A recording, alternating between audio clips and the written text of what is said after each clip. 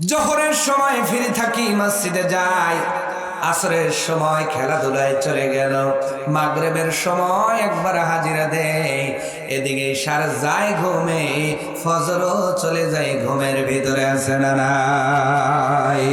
ফজরের ক্ষণ গেল পরনি নামাজ, জোহরেও ডুবেছিলে নিশত কাজ।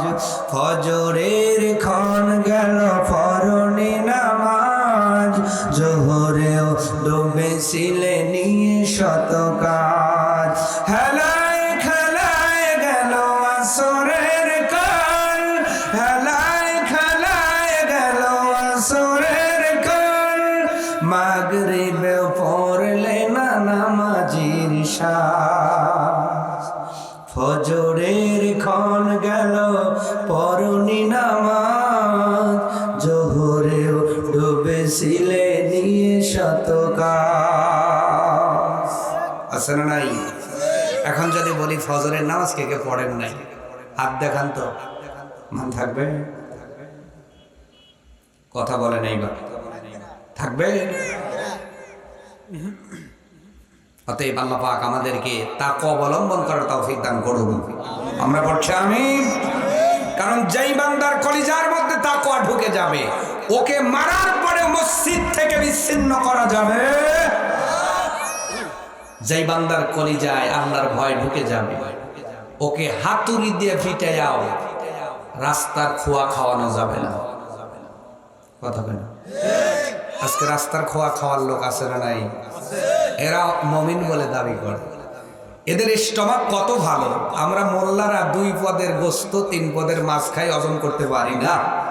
আর কিছু কিছু বাংলাদেশে মানুষ আছে যারা খোয়া খায়, রড খায়, সিমেন্ট খায়, তাও হজম হয় না। কথা কন। এরাও আবার ঈদের নামাজ পড়ে আল্লাহকে বলবে, আল্লাহ জান্নাত বড়টাই দিও। এরা মৌখিক ইমানদার হতে পারে, কলিজায় এদের আল্লাহর ভয় নাই।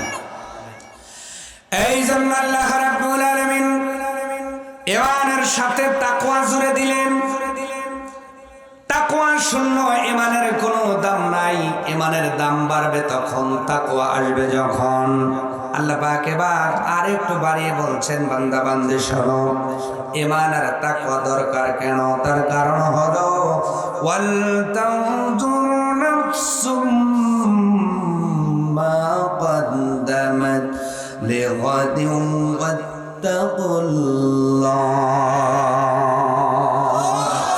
আল্লাহ পাক বলছেন, ঈমান আর তাকওয়া এই জন্য তোমাদের প্রয়োজন, কারণ হলো এমন একদিন আসবে যেই দিন আমি আল্লাহ তোমাদেরকে প্রত্যেকটা আমলের কারণে জিজ্ঞাসা করব, এবং তোমরা আগামী কালের জন্য কি রেখে আসলে এইটা নিয়ে একটু চিন্তা ভাবনা করো।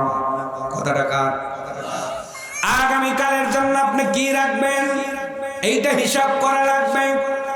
করি কথা বলে না, করি না মানে করি জন্যই তো আমার গোলা ভরা ধান, পুকুর ভরা মাছ, জমি ভরা সরিষা। কথা বলে না, এ আছে না নাই? এই যে রমজানের আগে সয়াবিন তেল কিনে আমরা রুমের একখানি ভরে ফেলেছি, ছোলা কিনেছি, খেজুর কিনেছি, আমরা নানা পদের গোস্ত কিনে ফ্রিজজাত করেছি, আমরা ইলিশ মাছ কিনেছি, মুরগি কিনেছি। কেন হুজুর? আগামীর জন্য সব তো রেডি।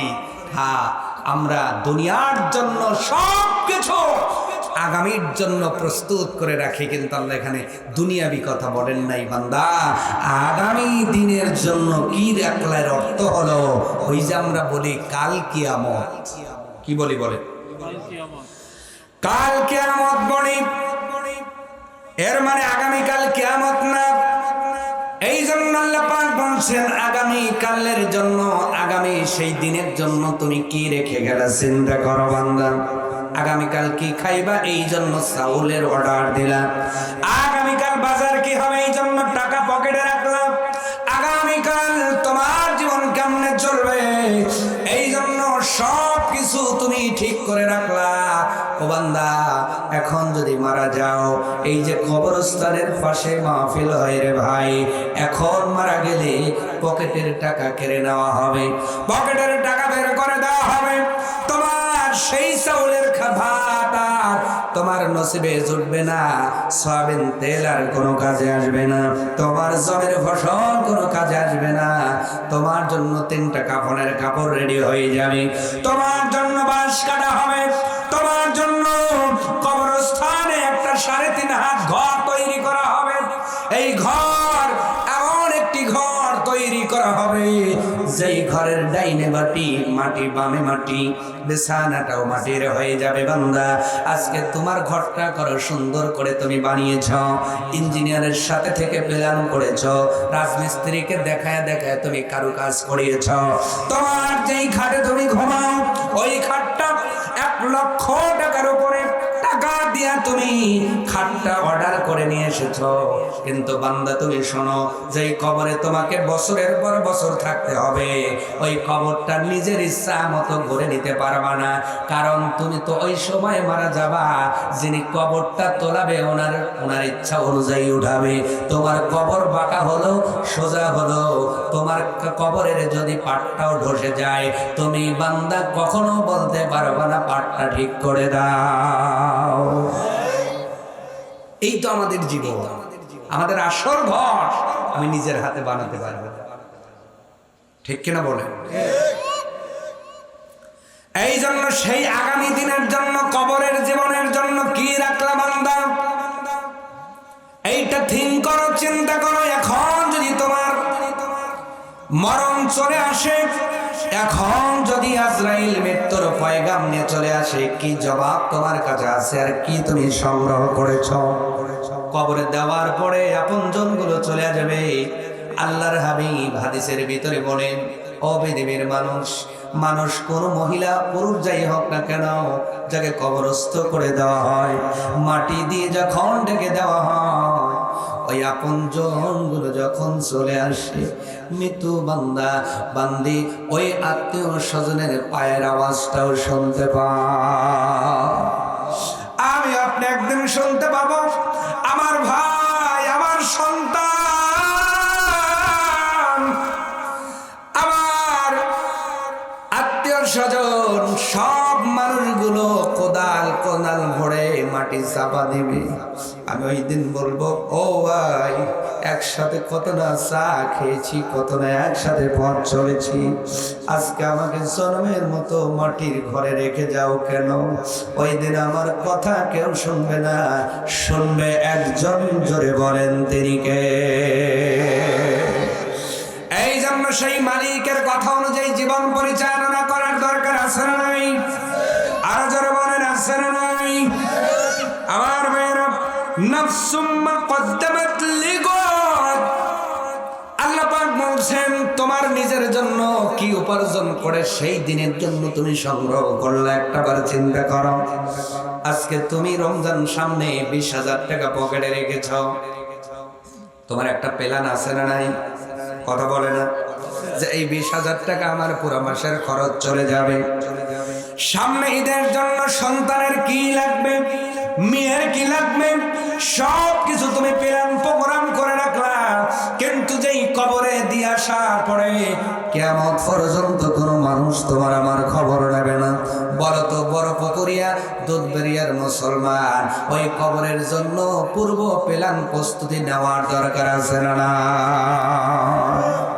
কিন্তু আজকে আমরা কেমন গাফিল হয়ে গেছি, সেই কবর সম্পর্কে আমাদের কাছে কোনো খবর নেই। আমার ভাইয়েরা, আল্লাহ রাব্বুল আলামিন আবার বলছেন, তাকুল্লাহ, আল্লাহকে ভয় করো। কাকে ভয় করো? আল্লাহকে ভয় করো। ইন্নাল্লাহা খাবীরুম বিমা তা'মালুন।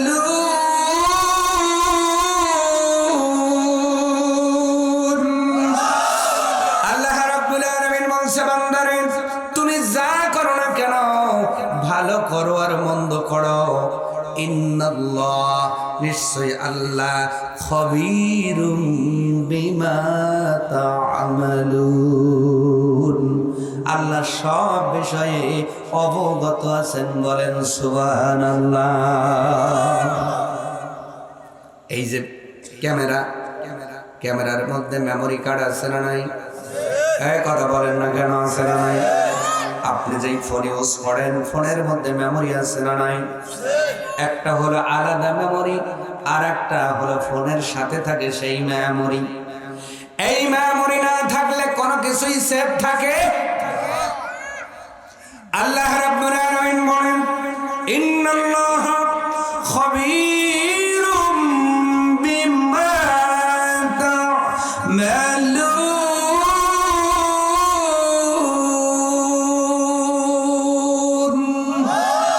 ও বান্দা বান্দি, আমি আল্লাহ তো সব বিষয়ে অবগত, কিন্তু এরপরেও আমি আল্লাহ তোদের গাড়ির ভিতরে একটা সিপ কার্ড লাগিয়ে দিয়েছি।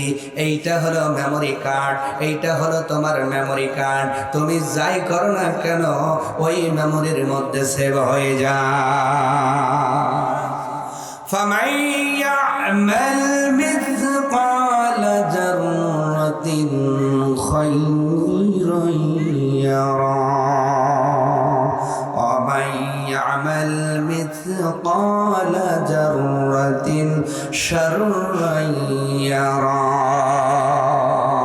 আল্লাহ পাক বলেন এক যারা পরিমাণ ভালো করলেও ওই মেমোরির মধ্যে উঠে যায়, এক যারা পরিমাণ মন্দ করলেও মেমোরির ভিতরে উঠে যায়। বান্দা কিয়ামতের দিন আমি আল্লাহ বলবো ইকরা কিতাবাক, তোমার কিতাব পড়ো বান্দা। তোমার কিতাব, তোমার আমলনামা কোনো ফেরেশতা পড়বে না, তোমার আমলনামা কোনো জিন পড়বে না, তোমার আমলনামা অন্য কোনো মানুষ পড়বে না। আল্লাহ যার যার আমলনামা তার কাছে ওপেন করে দিয়ে বলবেন বান্দা বান্দি ইকরা কিতাবাক, তোমার কিতাব এবার পড়া শুরু করে দাও। বান্দা গুলো পড়বে আর চোখের পানি ফেলে কাঁদবে, আসমানের মালিক কি আশ্চর্য কিতাব! এই কিতাবের ভিতরে বিন্দু থেকে বিন্দু গুনাহ আর সওয়াব লেখা আছে, যেন কার্বন কপি করা হয়েছে। আমি বরফকুরিয়া জালসার দিনে 1 সেকেন্ডের জন্য গেটের মধ্যে ঢুকেছিলাম, ওই সওয়াবটাও আছে। আবার যাত্রার প্যান্ডেলে ঢুকেছিলাম, তার গুনাহটাও আছে। আমি ঘুমানোর আগে একজনের জন্য দোয়া করেছিলাম, ওই দোয়াটাও আছে। আমি ঘুমানোর পূর্বে একজনের খারাপ চেয়েছিলাম, মনে মনে তার ক্ষতি চেয়েছিলাম, তাও লেখা আছে। কি আশ্চর্য কিতাব! ওই দিন বান্দা বান্দি পড়বে আর আফসোস করবে। প্রিয় ভাইরা, তাহলে আল্লাহ রাব্বুল আলামিন যখন আমার আপনার সেই আমলনামা ওপেন করে দিবেন, আল্লাহ পাক বলবেন ইকরা কিতাবাক, তোমারটা তুমি পড়ো। কারণ ফেরেশতারা পড়লে তুমি বলবা, তুমি খালি অবজেকশন দিবা, না না এই গুনাহ আমি করি নাই। কথা বলে না? এমন চরিত্রের মানুষ আমাদের ভিতরে আছে না নাই? গুনাহ করে কিন্তু স্বীকার করে না, আছে না? অপরাধ করে বিচারে যা ডাইরেক্ট নাজব দেয়, আছে না নাই? কথা বলে না? এবং বংশ যদি ভালো হয়, মানে বংশ একটু বড় সড়ো, আবার নেতা টাইপের লোক, ঠিক কিনা বলেন? এই যে নেতা টাইপের লোক, বংশটাও ভালো, এই লোকটা যখন যাবেন আমি গুনাহ করি নাই, পরামানিক এক পর্যায়ে বেকসুর খালাস দেয়, কারণ সাক্ষী নাই। কি নাই? আপনি মনে করেন না কিয়ামতের দিন আমার আপনার আমল এমন হবে, বান্দা বান্দি বলবে আল্লাহ এই গুনাহগুলো করি নাই, এই গুনাহগুলো তোমার কিরামান কাতিবিন ফেরেশতা দুইজন এমনি লিপিবদ্ধ করেছে। সঙ্গে সঙ্গে আল্লাহ রাব্বুল আলামিন বলবে আমার বান্দা তোমার মুখ বন্ধ হয়ে যাবে। ওই দিন তোমার হাতগুলো কথা বলা শুরু করবে, তোমার পা কথা বলবে, তোমার অঙ্গ প্রত্যঙ্গগুলো কথা বলবে। এই কথাটা আল্লাহ সূরা ইয়াসিনের ভিতরে সুন্দর করে কোট করে জানাইয়া দিলেন পৃথিবীর বান্দা বান্দি শোনো। আল-ইয়াউমা নাখতিমু আলা আফওয়াহিহিম ওয়া তুকাল্লিমুনা আইদিহিম ওয়া তাশহাদু আরজুলুহুম বিমা বিমা কানু ইয়াকসিবুন। পৃথিবীর জমিনে তুমি যা হাসিল করেছো এর পক্ষে বিপক্ষে তোমার মুখটা আটকে দেওয়া হবে, তোমার বিপক্ষে বিপক্ষে হাতগুলো কথা বলবে, তোমার পা সাক্ষ্য দেবে আল্লাহ আমার দ্বারা তোমার দিনের পথে আটে নাই, কোরআনের পথে আটে নাই, অথচ যাত্রা হইলে যাওয়া বাদ দেয় না। এই পাটা ওই দিন কথা বলবে, পা কি করবে বলে? কথাটা কি আমার? কার কথা? সূরা ইয়াসিনের ভিতরে আল্লাহ রাব্বুল আলামিন বলেন, এই যে আজকে জালসা কেন্দ্র করে মেলা লাগানো হলো, অনেক দুর্ভাগা মানুষ মেলা পর্যন্ত আসছে কিন্তু জালসার প্যান্ডেলে আসতে পারবে না। ওই দিন পা কেঁপে কেঁপে বলবে আল্লাহ বড় পুকুরিয়া দুধবাড়িয়া কবরস্থানের মাহফিল, পরের দিনে যুবক সংঘের মাহফিল ছিল, কিন্তু ওই দিন এই পা দিয়ে মেলায় গেছে কিন্তু জালসায় যায় না। ওই দিন মানুষগুলো আফসোস করে বলবে হারে যেই পা আমার খাদ্য থেকে আমি খাইলাম, এই খাবার থেকে ক্যালসিয়াম পাইলো, ভিটামিন পাইলো, এরপরে পা শক্তিশালী হইল, আমার পা আজকে আমার বিরোধিতা করে, আমার হাত বিরোধিতা করে।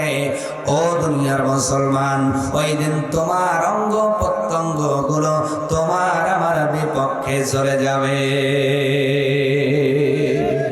এই জন্য আল্লাহর ভয় অর্জন করার দরকার আছে না নাই? কথা বলে না? আজকে পা দিয়ে অন্যায় করার লোক আছে না নাই? হাত দিয়ে অন্যায় করার লোক আছে না নাই? আল্লাহ আয়াতের মধ্যে দিলেন দুইটা জিনিস, এক নাম্বার হাত, দুই নাম্বার পা। আল্লাহ অন্য কোন অঙ্গের কথা কেন বললেন না?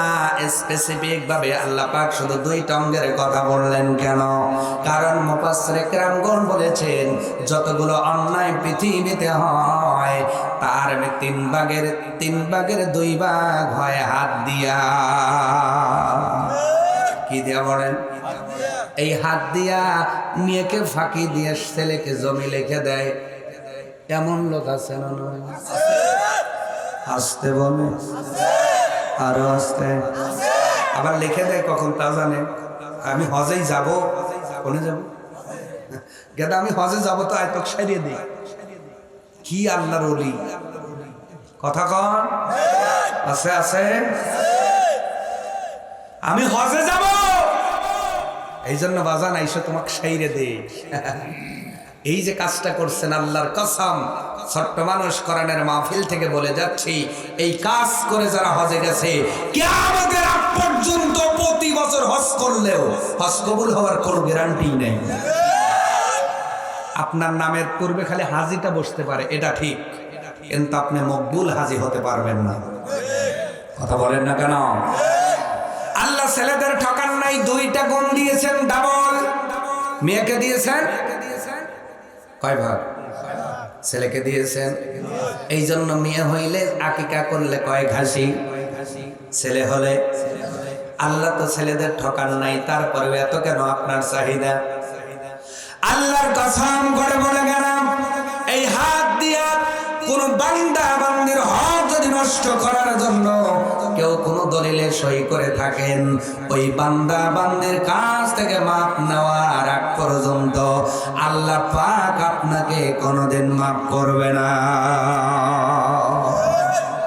ঠিক তো ঠিকই বলতেছে, খবর নিয়ে দেখে কথা কন না কেন? আছে না নাই? তার মানে হাত দিয়ে অন্যায় বেশি হয়, হাত দিয়ে টেন্ডার পাস হয়। কথা কেন? টেন্ডার আইছে 1 কোটি, জালসা আপনার চারটে রাস্তা পায় মাত্র 10 লাখ 90 লাখ। জান্নাত আল্লাহ ফেরেশতারা নিয়ে গেছে। কথা কেন? কথা কন। প্রত্যেকটা শয়ের কারণে জবাবদিহি করতে হবে। ইন্নাল্লাহা খবীরুম বিমা তা'মালুন।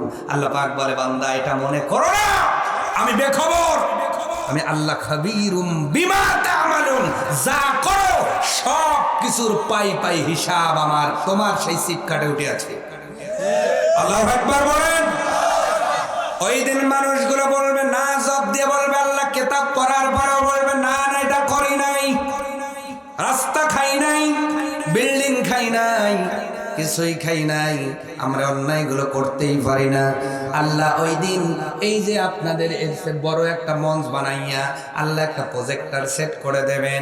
কথা আমার নয়, ওই যে আয়াত পড়লাম আল্লাহ সেখানেই শব্দ দিয়েছেন, ফামাইয়ামাল মিসকালা যাররাতিন খায়রান। কথা বলে না, কি শব্দ কি বলেনি? আলেম যারা আছেন বোঝেন। এবার আল্লাহ ইয়ার দিয়েছেন, মানে দেখার কথা, শোনার কথা না। আপনার আমার আমলনামা আল্লাহ অডিও করেন না, ভিডিও করে রাখতেছেন। ইয়ার শব্দ দ্বারা এটাই প্রমাণ হয় কিয়ামতের দিন বান্দা বান্দি যখন না স্বীকার করবে, আল্লাহ পাক বিশাল বড় একটা প্রজেক্টর লাগিয়ে বলবে, বান্দা হুজুর দেখো, তুমি ওই যে রাত 12টার পরে এই রাস্তার মধ্যে থেকে 400 500 দূর 300 করে ফেলছো। কথা কয় না? আর রাত 2:30টার সময় রডের পরিবর্তে বাঁশ দিছ। কথা কয় না? দিছে কি দিয়া? দিছে কি দিয়া? দিছে কি দিয়া? তার মানে তুমি যদি বাঁশ দাও, আল্লাহ তুমি দিছো শিলাটা, আল্লাহ রেডি রাখছে ও শিলাটা। না রাগ করতেছে? আরো জোরে। কারণ ওই খবরে যেগুলো আল্লাহ বাটাম বেটা করবো শুধুমাত্র জিন ইনসান ছাড়া গরু বাছুরও শুনতে পায়। এই জন্য আল্লাহর হাবিব বলছেন, কবরস্থানের পাশে গরু বাছুর বেঁধে দিও না, গোসর দিও না। দেখবেন অনেক সময় গরু বাছুর তার দড়ি ছিঁড়ে নিয়ে দৌড় মারে। অতএব কবরে গেলে খবর আছে না নাই? আছে না নাই? একদিন তোমার নাম মসজিদে হবে এলান, একদিন তোমার নাম মসজিদে হবে এলান। তৈরি থেকো, তৈরি রেখো, কবরের সামান, একদিন তোমার নাম মসজিদ হবে এলান। একদিন তোমাকে পরিয়ে কাফন, সঙ্গী স্বজন করবে দাফন। হঠাৎ চলে যাবে আদরের ধন, প্রিয় মা বাবার ভাসিয়ে নয়ন।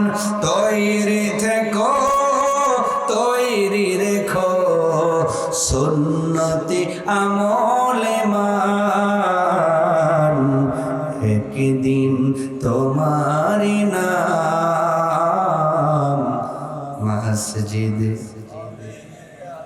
এই জোরে বলে না, মসজিদে। একদিন তোমার নাম মসজিদে, মসজিদে হবে এলান। নামের সমর জারি হলে করবে আটক, বন্ধ হয়ে যাবে জীবন নাটক। বাহাদুরি থাকবে না দেহে জৈবন, ফুরিয়ে বসন্ত আসবে শ্রাবণ। তৈরি থেকো, তৈরি রেখো, কোরআনি জীবন বিধান, একদিন তোমার নাম মসজিদে হবে এলান, একদিন তোমার নাম। এই দিনটা আমার আপনার সামনে আছে না নাই? আসতে বলবেন না, জোরে বলেন আছে না নাই? গ্যারান্টি কার? আরো জোরে। পৃথিবীর সব মানুষ যদি কোরআনের সব আয়াত বিশ্বাস নাও করে, একটা আয়াত বিশ্বাস করে, সেটা হলো কুল্লু নাফসিন যায়িকাতুল মাউত। একদিন এই দুনিয়ার জার্নি শেষ করে আমরা কবরে চলে যাব, ঠিক কিনা বলেন? কবরে কতদিন থাকবেন আল্লাহর নবী বলেন কমপক্ষে 40,000 বছর। কয় হাজার? 40,000। আসতে পড়ে আরো জোরে। দুনিয়ার 60 বছরের জিন্দেগির জন্য কত গাড়ি লাগে আপনার, কত পোশাক লাগে আপনার। 40,000 বছর কবরে কাটাবেন, কি গুছাইছেন বল? আছে কিছু? কথা বলেন, আছে কিছু?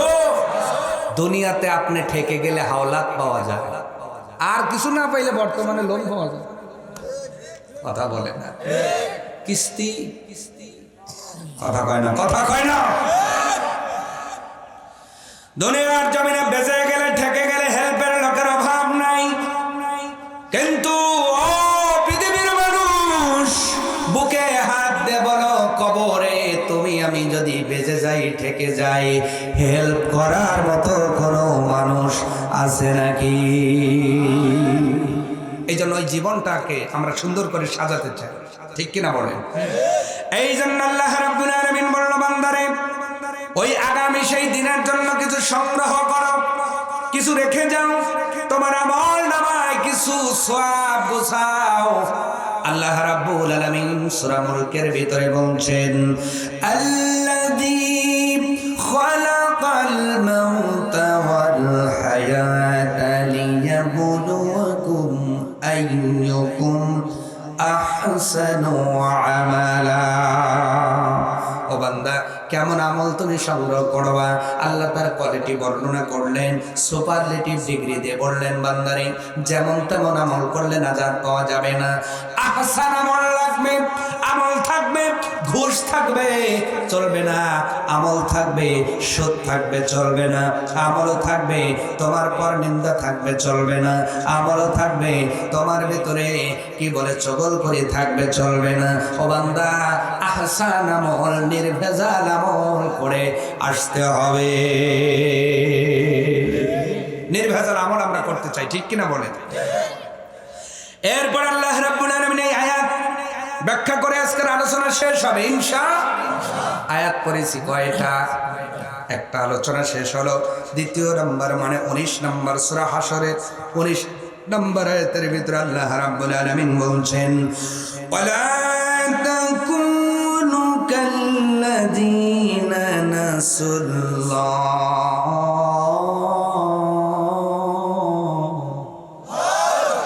ও বান্দা, তোমরা তাদের মতো হয় না যারা পৃথিবীর জমিনে আল্লাহকে ভুলে গেছে। কাকে ভুলে গেছে? এদের মতো হয় না, নিষেধ কার? এবার আমাকে প্রশ্ন করতে পারেন, হুজুর আল্লাহকে ভুললো কারা? আমি কিছু সূত্র বলছি, আপনারা মিলাবেন। আমার ভাইয়েরা, এই দুনিয়ায় সুদ খায় যারা, তারা ভুলে যায় আল্লাহকে। যারা ঘুষ খায়, ঘুষের সাথে লেনদেন করে, এরা আল্লাহকে ভুলে যায়। যারা বেপরদায় থাকে তারা আল্লাহকে ভুলে যায়। যারা জমেরানি ঠেলে তারা আল্লাহকে ভুলে যায়। যারা সগলখোর তারা আল্লাহকে ভুলে যায়। যারা ফেসবুক শরীফের ভিতরে যায় অন্য মেয়ের আইডির মধ্যে লাইক মারে।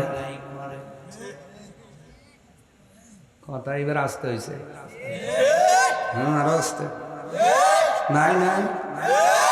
মিয়ার আইডি কেরাবেরা দেখলে লাইকের অভাব নাই, কথা হয় না। 12 বছর লাইন মারার পর দেখে মালটা মিয়া না পুরুষ, কথা কয় না, আছে না? কোনো মতো সুন্দর একটা মেয়ের ছবি দিয়ে যদি আইডি খোলেন, একদিনের মধ্যে ফলোয়ার হাজার হাজার হাজার হাজার। আর হুজুরের আইডি দেখলে আস্তে করে স্কিপ, ঠিক কিনা? কথা বলেন। তোমার একটা লাইকে সওয়াব হয় আর একটা লাইকে গুনাহ হয়। কথা বলেন না কেন? ফিঙ্গারপ্রিন্ট, এর নাম কি বলেন? আজকে বিজ্ঞান প্রমাণ করতে সার্থক হয়েছে, পৃথিবীতে যত মানুষ আছে একটা মানুষের ফিঙ্গারপ্রিন্টের সাথে অন্য মানুষের কোনো ফিঙ্গারপ্রিন্টের মিল নাই। অথচ আপনি সেই আঙ্গুল দিয়ে একটা আজে বাজে জিনিসকে লাইক দিলেন, আপনার আমলে গুনাহ হলো। আপনি যদি দিন প্রচারের স্বার্থে একটা জিনিসকে লাইক দেন, আল্লাহ সওয়াব দান করে দিবেন। অতএব লাইকেও সওয়াব হয়, আবার লাইকে গুনাহও হয়। আমার ভাইয়েরা, যারা আল্লাহকে ভুলে গেল, এদের সঙ্গ দিও না, এদের মতো হয় না।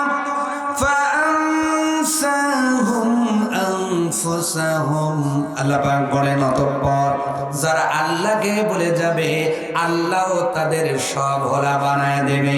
আল্লাহ তাদের সব ভোলা বানিয়ে দিবেন, মানে হলো যেই কাজ করলে জান্নাতে যাওয়া যাবে, এই কাজগুলো তারা জমিনে করবে না, এই কাজগুলো তারা ধারের কাছেও যাবে না, নামাজ পড়বে না, যাকাত দেবে না, মানুষের সাথে সুন্দর করে কথা বলবে না, অহংকার করবে, গর্ব করবে, এই কাজগুলো করে চলবে। তার মানে হলো আল্লাহ রাব্বুল আলামিন বলছেন, ফাআনসাহুম আনফুসাহুম, আমি আল্লাহ তাদেরকে সবলা বানায় দেব।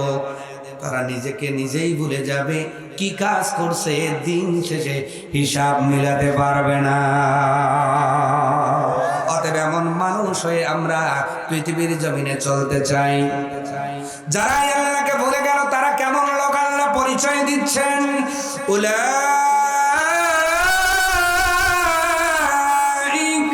হুমুল ফাসিকুন।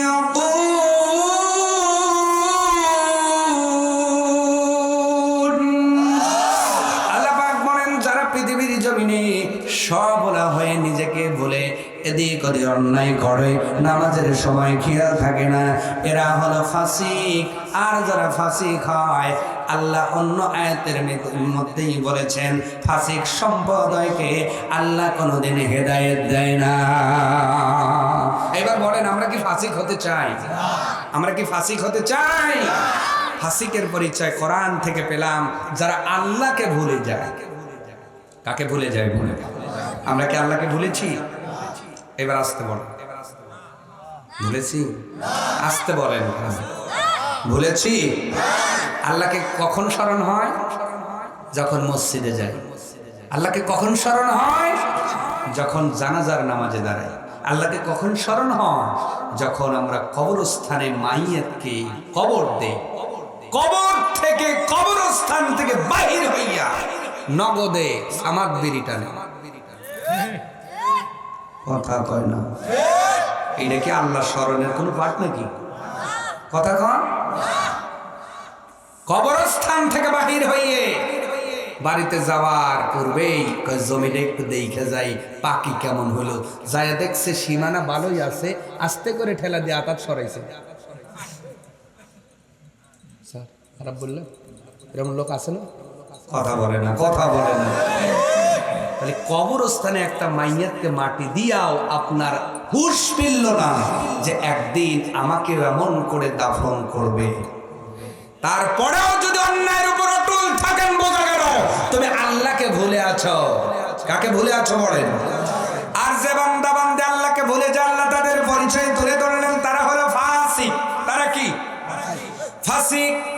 আমার ভাইয়েরা, আমরা ফাসিক হতে চাই না, আমরা নেককার হতে চাই, আমরা নেককার জীবন গড়তে চাই। তার মানে হলো নেককার হলো তারা আল্লাহর বিধান মতো জীবন গড়ে যারা। আমার ভাইয়েরা, নেক আমল, নেক আমল। পূর্বের যে আয়াত পড়লাম সূরাতুল মুলকের 2 নম্বর আয়াত, আহসান আমল মনে আছে? আপনি আহসান আমল আপনার এই আমলের মধ্যে জড়ো করেন, যে আমলের মধ্যে কোনো ভেজাল থাকবে না, আমলের কিছু গুণাগুণ, আমলের কিছু প্রকার আল্লাহ সূরাতুল বাকারার 83 নম্বর আয়াতের ভিতরে তুলে ধরেছেন। তার ভিতরে একটা হলো লা তা'বুদুনা ইল্লাল্লাহ। 1 নাম্বার, আল্লাহ ছাড়া কারো ইবাদত করা যাবে না। 2 নাম্বার, ওয়াবিল ওয়ালিদাইনি ইহসানা। 2 নাম্বার, মা বাবার সাথে সৎ ব্যবহার করা। 3 নাম্বার, ওয়াজিল কুরবা, প্রতিবেশীর সাথে ভালো ব্যবহার করা। 4 নাম্বার, ইয়াতামা, ইতিমদের সাথে ভালো ব্যবহার করা। সুবহানাল্লাহ। 5 নাম্বার, মাসাকিন, মিসকিনদের সাথে সুন্দর ব্যবহার করো। আর 6 নাম্বার, ওয়াকুলু লিন্নাস নাসি হুসনা, মানুষদের সাথে সুন্দর করে কথা বলো। কয়টা? জোরে বলেন। 6টা আমলের কথা আল্লাহ পাক বললেন। এরপরে বলছেন আকিমুস সালাত, নামাজ কায়েম করো। তার মানে সূরাতুল বাকারার 83 নম্বর আয়াতের দলিল অনুযায়ী আমি আপনি মসজিদে যাওয়ার পূর্বে আল্লাহ 6টা ডিউটি দিলেন। 1 নাম্বার আল্লাহর ইবাদত ঠিক রাখা লাগবে। 2 নাম্বার মা বাবার খেদমত করা লাগবে। 3 নাম্বার প্রতিবেশীর হক নষ্ট করা যাবে না। 4 নাম্বার ইতিমদের সাথে ভালো ব্যবহার করা লাগবে। 5 নাম্বার মিসকিনদের সাথে ভালো ব্যবহার করা লাগবে। এই যে রমাদান আমাদের কাছে চলে এসেছে প্রিয় ভাইরা, আমরা 8 রকম জিনিস দিয়ে তরকারি দিয়ে সাহারি খাবো, 12 রকমের আইটেম দিয়ে ইফতার করব। কিন্তু আমার এই 2 বাড়ি পড়ে একটা মিসকিন আছে, জীবনে কোনোদিন খবর নেবে না। 2-3 জন ঠিক কইতেছে। প্রধান বক্তা নিয়ে আসেন তো। আপনারা রাগ করছেন আমার বোনা? ঠিক আছে তো, কেন এমন লোক নাই? কথা কন আছে। আবার রমজানে আমি 2 দিন কি খাওয়াবো নিয়ত করেছি, আমি কিছু রোজাদার খাওয়াবো। কি খাওয়াবো বলে? এরকম নিয়ত করে না? কিন্তু নিয়ত করার পর দাওয়াত পায় কারা? যারা বড় লোক। কথা কয় না? আরো জোরে। রমজানে ইফতার খাওয়াবো, তাও দাওয়াত পাইলো বড় লোক। ওনার কি খাবারের অভাব আছে? কথা কয়। কিন্তু আমার বাড়িতে কোনো মিসকিন দাওয়াত পায় না, ইয়েতিম দাওয়াত পায় না। বোঝা গেল তোমার নামাজ কবুল হওয়ার সম্ভাবনা। সম্মানিত ভাইয়েরা আমার, রমাদান মনে হয় একটি কথা মনে পড়ে গেল। রমজানের কিছু বিধান আছে, তার ভিতরে একজন মানুষ আমাকে জিজ্ঞাসা করেছিলেন, একদিন হুজুর, একজন গর্ভবতী মহিলার জন্য রোজার হুকুম কি একটু বলবেন? কি বলবো? অনেকের স্ত্রী এই সময় প্রেগনেন্ট থাকতেও পারে কি পারে না? এই মহিলার জন্য বিধান হলো, যদি রোজা রাখার কারণে পেটের সন্তানের ক্ষতি হওয়ার আশঙ্কা করে, এমন আশঙ্কা যে খাবার বন্ধ হয়ে যাওয়ার কারণে সন্তানটার ক্ষতি হবে, সন্তানটা হয়তো মারা যেতে পারে, সন্তানটা অসুস্থ হয়ে যেতে পারে, এই ঝুঁকি যদি কোনো গর্ভবতী মহিলার থাকে, আল্লাহর কোরআন তো বলেই দিয়েছেন মারাদুন আও আলা সাফারিন, যদি তুমি অসুস্থ হও অথবা যদি সফরে থাকো, তুমি পরবর্তী সময়ে রোজা কাজা আদায় করে দিবা। এই জন্য জামা বোনেরা, গর্ভবতী হয়ে গেছেন, গর্ভবতী আছেন, সন্তান সম্ভাবনা হয়েছেন, আমাদের একজন মেহমান দুনিয়াতে আসবে, মুসলমান একজন বেড়ে যাবে, আল্লাহ কত সুন্দর করে নিয়ম করে দিলেন, বান্দিরে তোর রোজাটা পরেও আদায় করা যাবে, নতুন মেহমানকে সুস্থভাবে দুনিয়ায় নিয়ে আসো। সুবহানাল্লাহ। এই জন্য গর্ভবতী মেয়েরা যদি এটা আশঙ্কা করে, এই সময় রোজা না রেখে পরবর্তীতে রোজা করলেও চলবে। আলহামদুলিল্লাহ বলে। তাহলে রমজানে মিসকিনদের হক আদায় করবো তো ইনশাআল্লাহ ভাই? হাত দেখিয়ে বলেন ইনশাআল্লাহ। রমজানের ঈদের মার্কেট করবেন। আপনার ছেলে 2টা, একটা মেয়ে। উল্লাপাড়া বাজারে নিয়ে গেছেন, ছেলেকে দিয়েছেন 3টা ড্রেস, মেয়েকে দিয়েছেন 4টে ড্রেস।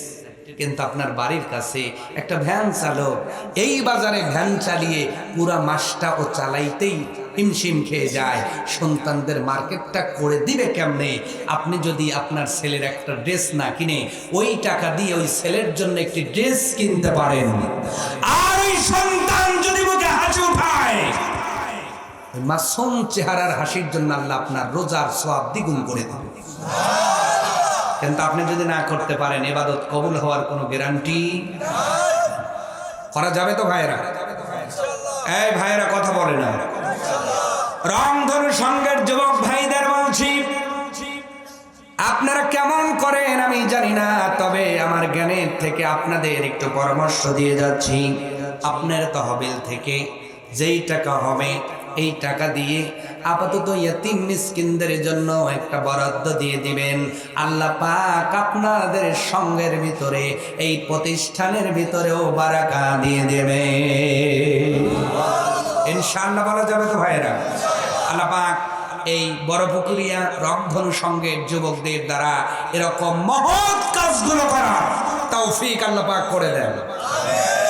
আমরা আছি তো তাদের সাথে, আমরা আছি তো তাদের সাথে ইনশাআল্লাহ, আমরা থাকবো তো ইনশাআল্লাহ। বড়পুকুরিয়া রংধনু সংঘের সাথে আমরা থাকবো, তাদের অর্থ দিয়ে, তাদের বুদ্ধি দিয়ে, তাদের পরামর্শ দিয়ে এই সংঘর সুনাম সুখ্যাতি পৃথিবী জোড়া হলে আমাদের কোনো লস আছে? আমাদের কোনো লস আছে? তবে ভাইদের আর একটা কথা বলে যায়, ভালো আছে যেখানে ফোলাফুলি আছে, ভালো আছে যেখানে খারাপ আছে, ভালো আছে যেখানে বাধা আছে। কিছু মানুষ আপনাদের হয়তো বলবেন আছে না নেই, এইটার দিকে কখনো দৃষ্টি করবেন না। আপনাদের লক্ষ্য ঠিক রাখা গান, আল্লাহ একদিন কাঙ্ক্ষিত মঞ্জিল আপনাদের পৌঁছায় দিবে। তবে আই রিপিট, আবার বলছি, সঙ্গটাকে পরিচালিত করবেন কোরআন এবং নবীর সুন্নাহ মোতাবেক, ঠিক কিনা বলেন? এইটা চালাতে গিয়ে কারো মন খারাপ হয়ে যেতে পারে, কেউ ফুসফুস করতে পারে, ও দেখার টাইম আমার যুবকদের নাই, ঠিক কিনা বলেন? আমরা মানুষের কাছে আসি, থাকবো, মরণ পর্যন্ত সার্ভিস দিয়েই যাব ইনশাআল্লাহ। আল্লাহ পাক যুবক ভাইদের কবুল করুন, আমরা পড়ছি আমিন। প্রিয় ভাইরা, ইতিম এবং মিসকিন বিধবাদের সাহায্য করার কত দাম, এইটার একটি কথা বলে আজকের আলোচনা শেষ হয়ে যাবে। আল্লাহর নবীর একজন সাহাবী, তার নাম হলো নুমাইম ইবনে আব্দুল্লাহ, আর তার উপাধি ছিল নাহাম। জোরে বলেন সুবহানাল্লাহ। নুমাইম ইবনে আব্দুল্লাহ নাহাম। নাহাম শব্দটি নাহমুন থেকে এসেছে, অর্থ কাশি। অর্থ কি বলেন? নাহমুন শব্দের অর্থ কাশি, আর নাহাম শব্দের অর্থ হলো কাশি দেনেওয়ালা। তাহলে নুমাইম আব্দুল্লাহ নাহাম অর্থ হলো নুমাইম নাহমান অর্থ হলো কাশি দেনেওয়ালা নুমাইম। এই উপাধি কেন হলো? আল্লাহ নবী বলেন, আবু বকর থেকে বর্ণিত হাদিসের ভিতরে পাওয়া যায়, নবীজি জান্নাতে গিয়েছেন স্বপ্নের ভিতরে। নবী বলেন, আমি ওখানে একজনের কাশি শুনতে পাইলাম। সুবহানাল্লাহ বাজ্জা বললেন, আরো জোরে। আল্লাহ নবী আবু বকর ইবনে আব্দুল্লাহ থেকে বর্ণিত হাদিসের মধ্যে বলেন, আল্লাহ নবী স্বপ্নের ভিতরে, মিরাজে স্বপ্নের ভিতরে জান্নাতে গেলেন। নবীর স্বপ্ন কি মিথ্যা না সত্য? জোরে বলেন না কেন? সন্দেহ আছে নাকি? নবী বলেন, আমি জান্নাতের ভিতরে যাওয়ার পরে একজনের কাশি শুনতে পাইলাম। কাশে না? কথা বলে না? আল্লাহ নবী জিজ্ঞাসা করলেন ফেরেশতারে, জান্নাতের ভিতরে এই কাশির আওয়াজটা কার? নবীকে জানানো হলো, ইয়া রাসূলুল্লাহ, আপনার সাহাবী নুমাইম ইবনে আব্দুল্লাহর কাশির আওয়াজ। আল্লাহর নবী ডাক দিয়ে বললেন, সাহাবী ও ফেরেশতারা বলো, আমার নুমাইম কি এমন আমল করেছে? নবীকে বলা হলো, নবীর ঘুমটা ভেঙে গেল। নবী ফজরের নামাজ পড়ে সাহাবীদের কাছে আদেশটা বর্ণনা করলেন। আল্লাহর নবী ডাক দিয়ে বললেন, আমার সাহাবীরা শোনো, গত রাত্রিতে আমি নবী একটা স্বপ্নে দেখেছি। স্বপ্নে দেখলাম জান্নাতের ভিতরে একজনের কাশির আওয়াজ। আমি জিজ্ঞাসা করলাম ফেরেশতাদেরকে, কার আওয়াজ? ফেরেশতারা বলল, এটা নুমাইম ইবনে আব্দুল্লাহর আওয়াজ। আমি নবী জিজ্ঞাসা করলাম, ও আল্লাহর ফেরেশতারা বলো, এমন কোন আমলের কারণে আল্লাহ এত মর্যাদা দিয়েছেন যে আমি নবী জান্নাতের ভিতরে তার কাশির আওয়াজ শুনতে পাই? নবী বলেন, আমাকে জানানো হয়েছে এই নুমাইম ইবনে আব্দুল্লাহ পৃথিবীর জমিনে দুইটা কাজ ভালো করে করতেন। নাম্বার 1, তিনি কোনো বিধবা দেখলে বিধবাকে সাহায্য সহযোগিতা করতেন।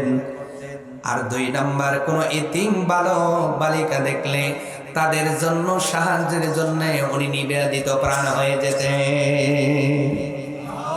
আমার এই রংধনু সংঘের যুবক ভাইরা যদি বিধবা এবং ইতিম মিসকিনদের সাথে এরকম ব্যবহার করতে পারে, আর যদি নামাজটা ঠিক থাকে, ঈমান ঠিক থাকে, আল্লাহ পাক হয়তো নুমাইম ইবনে আব্দুল্লাহর সঙ্গে জান্নাতবাসী করে দিবেন।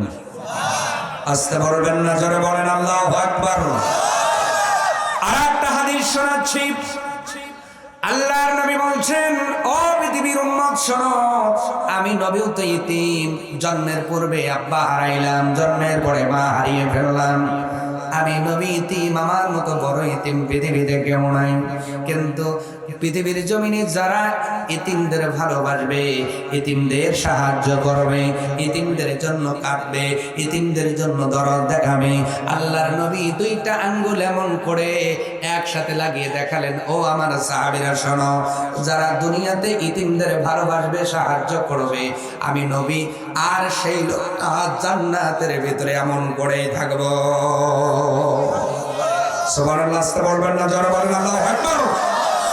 আমার ভাইয়ের, এই জন্য কত কিছু শোনালাম এই বড় পুকুরিয়া রংধনুর সঙ্গে যুবক ভাইদের জন্য, কিন্তু এইটা পাওয়া যাবে তখন, ঈমান থাকবে যখন, এই উপকার পাবেন তখন, আমল থাকবে যখন। ঈমান আর আমল ছাড়া কিন্তু বেনিফিট আসবে না। অতএব যারা এই মহৎ কাজের সঙ্গে জড়িত আছেন ভাইয়েরা, যুবক ভাইদের বলবো, এক ওয়াক্ত নামাজ আর কাজা করা চলবে। ঈমান ভঙ্গ হয় এমন কোন কাজে জড়িত হওয়া যাবে না।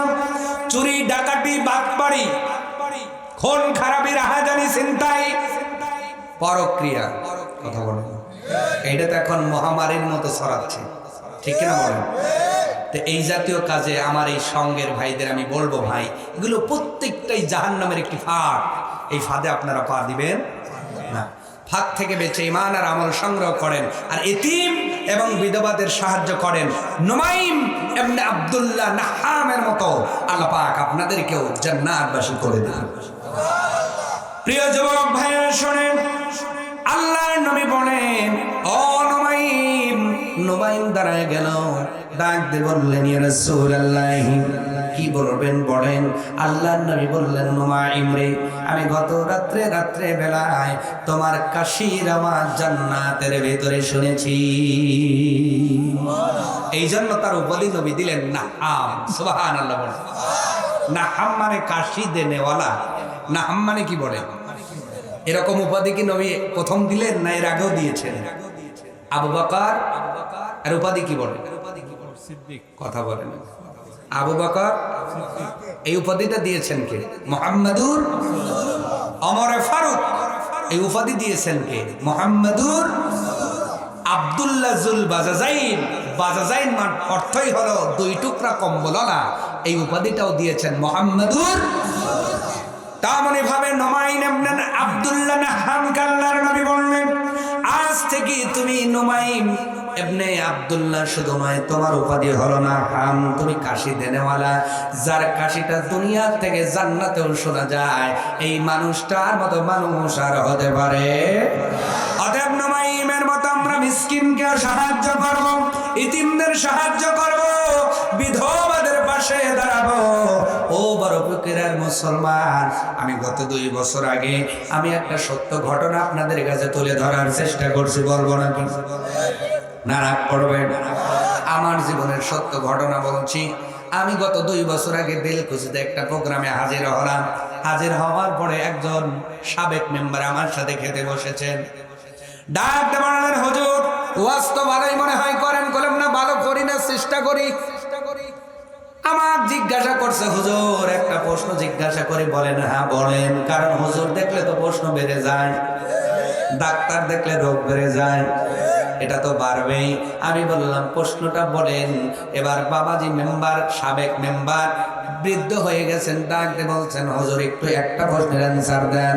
বলেন তো, একটা মেম্বার আগে জান্নাতে যাবে না একটা চোর আগে জান্নাতে যাবে? চিন্তা করছেন কি বেকার না হুজুরকে ফেলছে? আমি একটু নমনীয় হয়ে বললাম, বাবাজি আমার কাছে ধরেন এই প্রশ্নের অ্যান্সার নাই, ধরেন একটু আপনি যদি বলতেন উপকার হইত।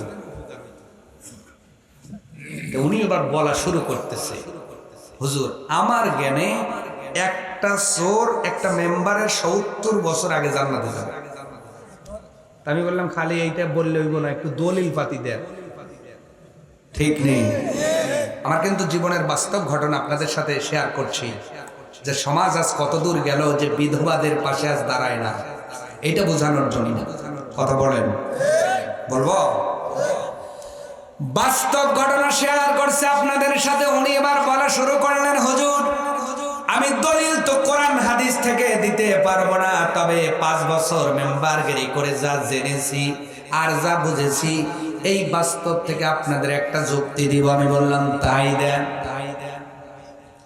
উনি এবার বলা শুরু করলেন, হুজুর আপনি শোনেন, একজন মেম্বার, আমি সবার কথা বলছি না, কারণ ভালো খারাপ আছে না নাই, এই জন্য জান্নাত আর জাহান্নাম আছে না নাই, সবাইকে খারাপ বলি না। একজন হুজুর খারাপ করলে আমরা তো সকল হুজুরকে খারাপ বলি, ওইভাবে আমি বলছি না। অবশ্যই ভালো আছে, অবশ্যই তাকওয়াবান মেম্বার চেয়ারম্যান এখনো সবার কথা বলছি না। উনি আমাকে